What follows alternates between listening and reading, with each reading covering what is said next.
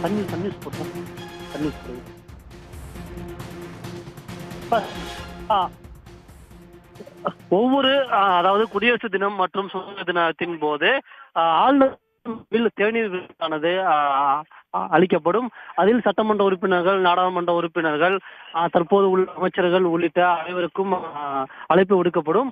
தமிழ்நாடு பொறுத்தவரையில் தமிழ்நாடு ஆளுநர் தொடர்ந்து தமிழ்நாடு அரசின் கொள்கைகளுக்கு தொடர்ந்து செயல்பட்டு வருவதால் திமுக கூட்டணி கட்சிகள் உள்ளிட்ட பல்வேறு கட்சிகள் இந்த முறை ஆளுநர் விருதை புறக்கணிப்பதாக அறிவித்துள்ளனர்.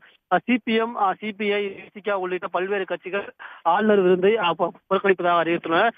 இந்நிலையில் தமிழ்நாடு அரசு சார்பில் ஆளுநர் விருதில் யாரும் கலந்து கொள்ள மாட்டார்கள் என்ற தகவலானது வெளியாகி உள்ளது.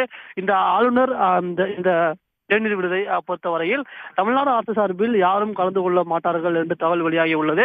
அதன்படி பார்த்தோம் என்றால் நாளை மாலை ஆளுநர் மாளிகையில் நடப்படும் இந்த ஆளுநர் அந்த தேநீர் விருந்தில் தமிழ்நாடு அரசு சார்பில் அமைச்சர்கள், முதலமைச்சர் உள்ளிட்ட அரசு சார்பில் எந்தவித பிரதிநிதிகளும் கலந்து கொள்ள மாட்டார்கள் என்று தகவலானது தற்போது வெளியாகி உள்ளது.